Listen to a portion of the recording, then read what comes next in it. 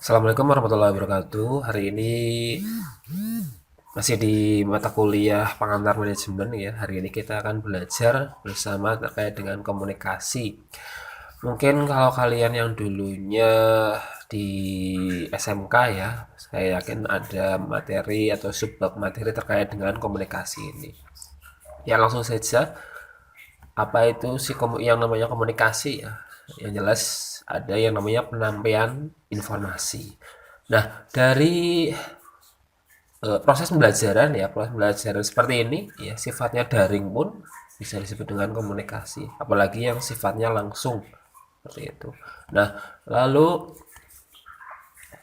dalam komunikasi itu ada yang namanya unsur-unsurnya ya, ada 5 di sini. Komunikator ya, orang yang menyampaikan pesannya ya, saluran atau media yang digunakan, komunikan atau penerima informasi, dan yang terakhir yaitu umpan balik atau feedback.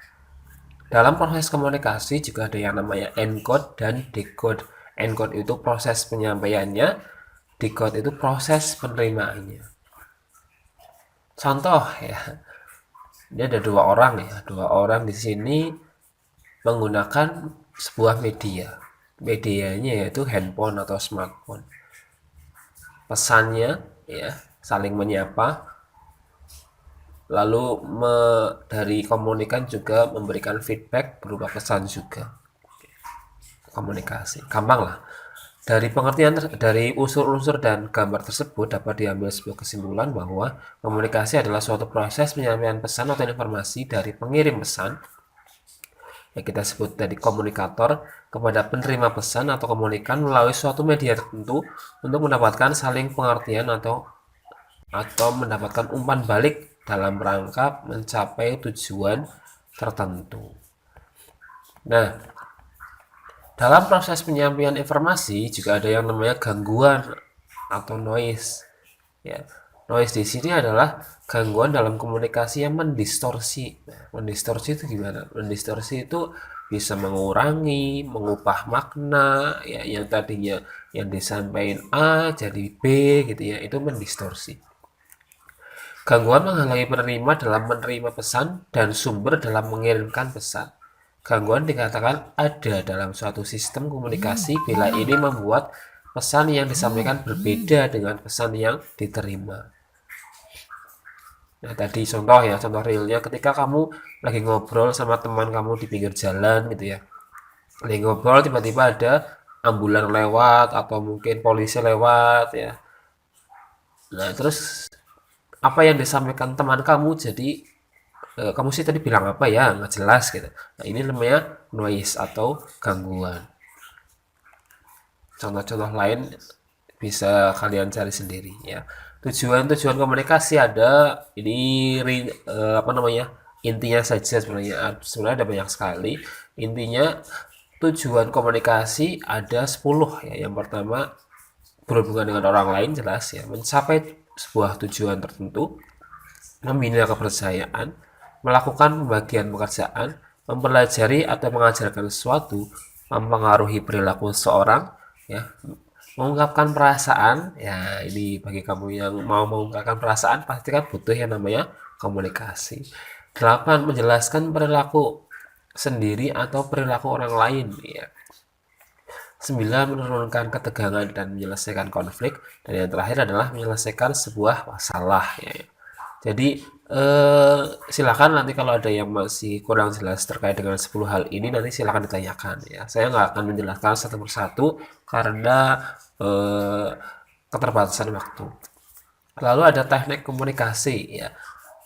Jadi ketika keberhasilan komunikasi itu dapat berhasil ya ketika memperhatikan beberapa teknik komunikasi berikut. Yang pertama adalah keterampilan berbicara ya.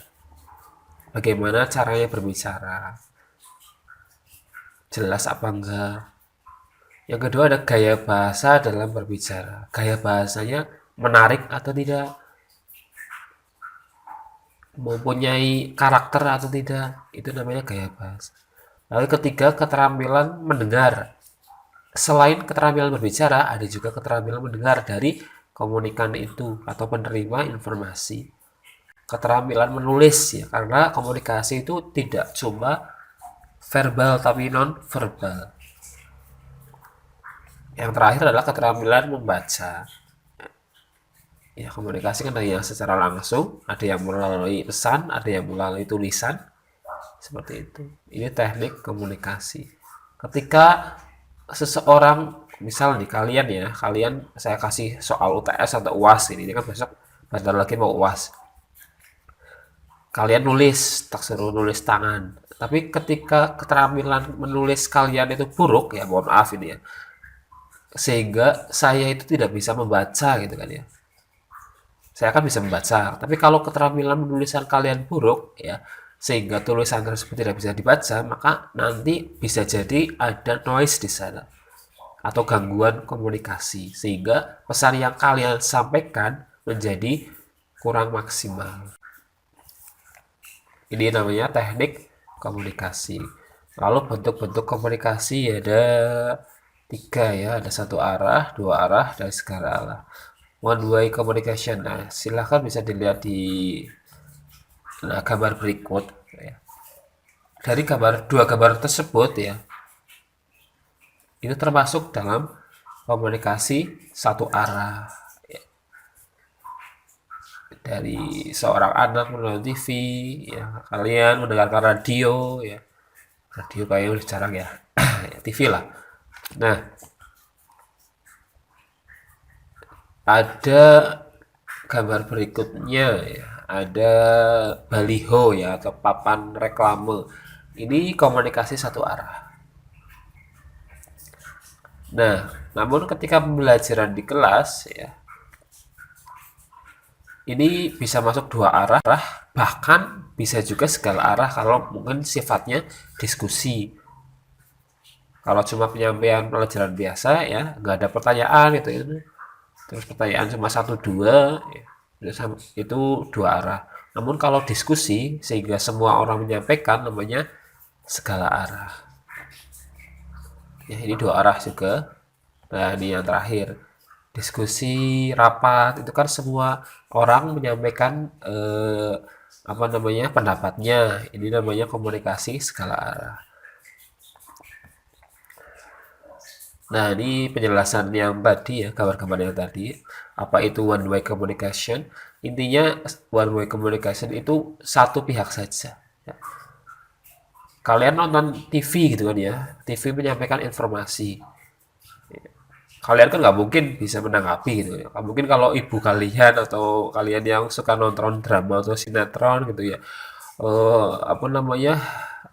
ibu-ibu biasanya kan nonton drama itu kan atau nonton sinetron kan ngelihat karakternya jahat itu kan marah-marah gitu kan ya, itu sebenarnya bisa apa namanya tanda tanya itu, padahal TV itu kan 1 arah, nggak mungkin dengar apa yang disampaikan sama kalian tuh. Nah, terus ada komunikasi 2 arah tadi, two way communication ya, berlangsung antara 2 pihak dan ada timbal balik di antaranya.